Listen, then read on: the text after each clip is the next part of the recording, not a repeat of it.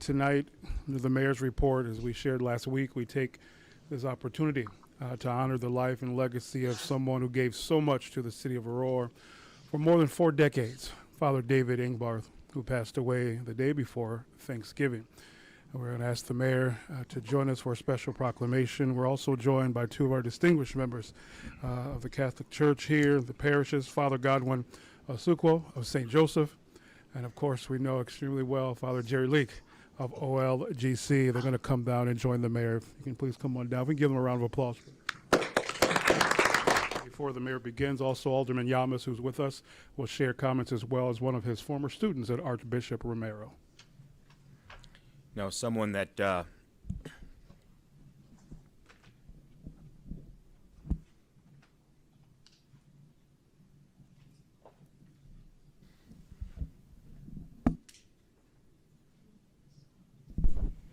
as someone that had the pleasure to work with Father David Engbarth over the years, it's my pleasure to be here to read this proclamation on his behalf, but I'm saddened, as I know everybody that knew Father David would be, to be here having to read this proclamation. As a young lawyer working in the area in some of our terrible neighborhoods with the gangs and drugs and shootings that used to take place, Father David would be out there as one of the first folks out to make sure that we were protecting our communities. He was out front and center, getting his hands dirty, making sure that he took care of his people and his flocks. So today I read this proclamation on behalf of Father David Engbarth Day, August 24th. Whereas Father David Engbarth was a cherished son, brother, uncle, priest, and an Aurora icon who passed away on November 22nd, 2023, at the age of 75. And whereas Father David was a powerful presence in Aurora for 45 years, beginning in 1979, when he began service as parochial vicar at Holy Angels Parish in Aurora. Whereas in 1993, he became Sacramento moderator at St. Nicholas Parish in Aurora and became its pastor in 1996. In 2000, he also began service as pastor of Sacred Heart Parish in Aurora, serving both parishes until 2003, then continuing at St. Nicholas until his 2005 sabbatical. Whereas in 2006, he became administrator of Our Lady of Good Counsel Parish in Aurora and was made pastor there in 2007, where he served until he retired in 2014.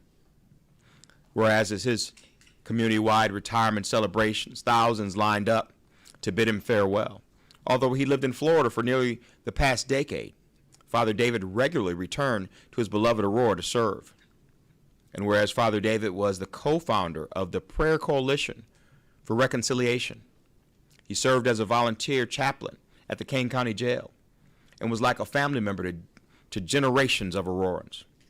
So now therefore I, Mayor Richard C. Irvin, join our community in the mourning of the passing of Father David, and do hereby perpetually preserve his life, legacy, and memory by proclaiming his birthday, August 24th, as Father David Engbarth Day here in the city of Aurora. Let's give Father David a round of applause, because we know he's looking down on us right now.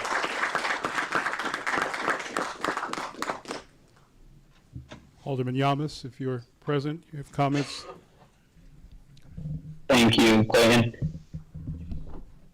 Mayor Irvin just called Father David an icon, and that's really the best way that I would describe him. I just saw Father David, I think it was last month at a funeral, and he had been down in Florida for years now, and it had been years since I last saw him. And even though we were at a funeral, a time of mourning, as soon as I saw that Father David was there, because I did not expect to see him, I just had the biggest smile on my face, and it really warmed me up. The kind of cliche thing of it warmed up your heart. It really did to me. I gave him a big hug after that mass and just told him how much I missed him and how much of a role he had in my life. I just didn't think that would be the last time that I'd speak to him. But I wish I had seen him in a different setting. I wanted to share everything about my life with him. Everything, he knew me since I was a kid all the way. I was at this parochial school there called Archbishop Romero that is a part of St. Nicholas Church, or that was a part of St. Nicholas Church and is no longer around. So Father David saw me grow up from preschool all the way through 8th grade, and since that time I feel like he hasn't seen me, or he hadn't seen me, and I was just so proud. It's like, you know, you run into an old friend or relative, you just want to catch up and tell them everything that you've done in your life. And I wanted, especially I was bragging about my wife and my daughter, the most important things in my life that I wanted to share with someone that was just as important to me. But, you know, I don't want to go down this route and start crying, so I want to share a funny story that we had with Father David back when I was at Romero. I believe we were the first or second grade, and our class, I think we may have had a competition, and our class won, and the prize was to have lunch with Father David in the rectory. And I don't remember if we had a pizza party or we each took our bag lunch, but the point was that we were in a kind of a big conference table, and our class may have only had about 12 or 15 of us. Half of our class sat on the floor next to Father David because they wanted to sit next to him. They wanted to be close to Father David. And that's just how much he meant to all of us. And the lesson that he taught us, the injustices that he stood up for at a time when gang violence plagued the Near East Side and parts of, you know, really the entire city, but more so the heart of the East Side there, right around St. Nicholas. We saw it firsthand. Father David did too, and he did not just sit by and watch these gangs take over the neighborhood. He stood up and he fought back, and he motivated the rest of us to do the same thing, to take our neighborhoods back from these gangs. And, you know, Father David, the work that you did, we see now today in the safer city that we call home. And you were an inspiration, and it's time for us to put into action everything that you taught us. Thank you for everything. Thank you for sharing your story, Alderman. Would ask Father Godwin Asukwo if you share brief comments before we turn it over for closing remarks and an invocation about Father Leak. Father Godwin. Thank you, and Mr. Mayor and the City Council, good evening to all of you. I did not prepare any speech, but it is with a great sentiment of gratitude that I thank all of you for your recognition of my brother, Father David, in any little measure that he shared his love with the city of Aurora. I first met Father David in 2003. I was just recently ordained and sent to Holy Angels here in Aurora. That is where Father David also started as a parochial vicar. I met this tall gentleman full of laughter, and when you consider my height and his, each time he saw me, he wanted to give me a hug, and I felt overwhelmed. But that is who he was, a man who did not hide his love. It was outward. And because of his love, he followed God in the path of Jesus Christ in the Catholic priesthood. Because of his love, he did not allow that love just to remain within him and God. He made it visible in what he did in the city of Aurora. It's a reminder to all of us that at the end of our lives, we all will be judged on one thing, not on how much we have.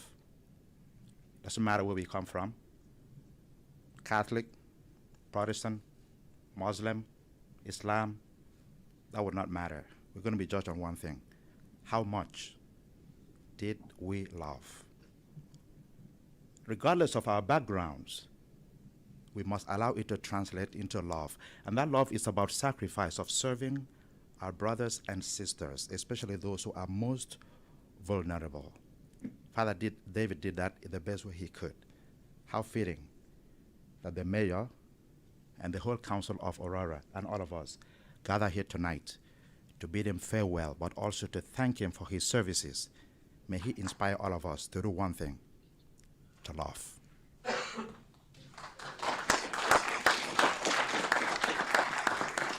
I would like to just reiterate what Father Godwin said. I've known Father David for a long time. I've been in Aurora 53 years myself, so I was here a little bit before him. And I thank the mayor, City Council, the people of Aurora, for taking the time tonight to honor him.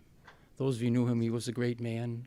I worked with him a lot, and I just thank you for doing this. I'm sure if he was here, he'd probably be very humbled by it, maybe not even show up. No, but he would be here to thank you for what you've done for him. But we thank him for all that he did for the city of Aurora. He touched many people's lives, I know, and I saw that. As we said, that I think it's a more peaceful city today because of him. And more people have peace in their hearts because of how he ministered to them. And so I'd like to thank you then again for that, but also thank you for the opportunity to just say a short prayer for Father David.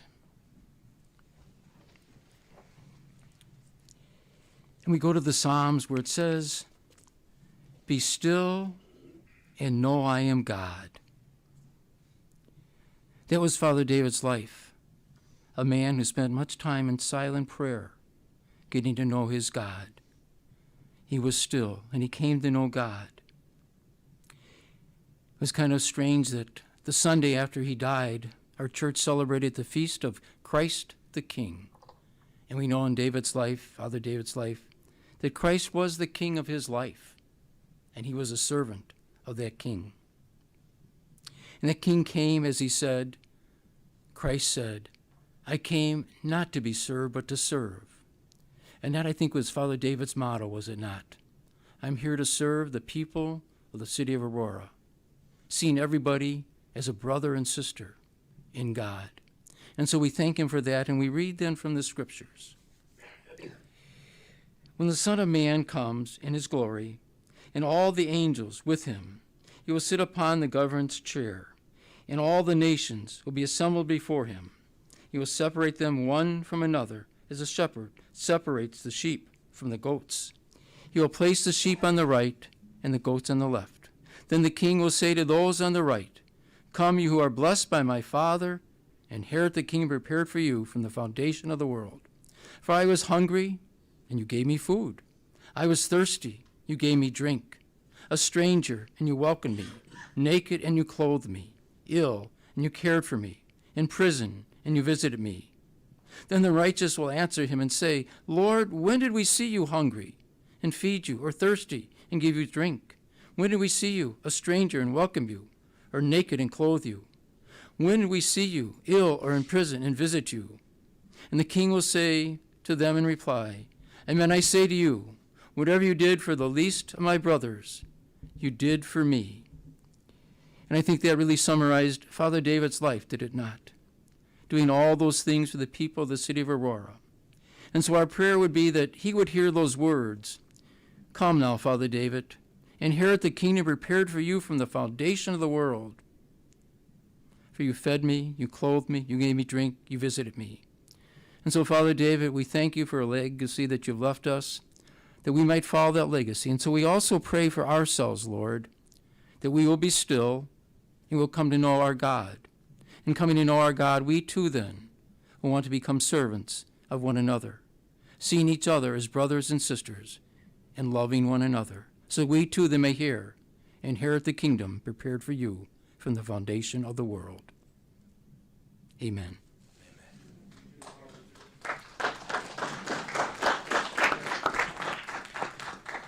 Proclamation to all of the parishes. We'll do one more picture.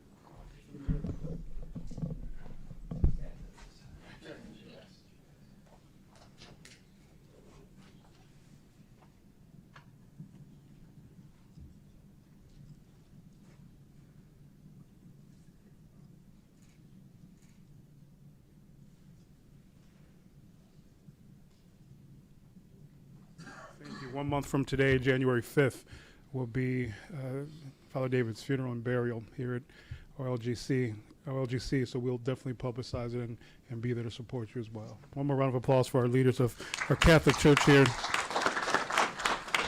in memory of Father David.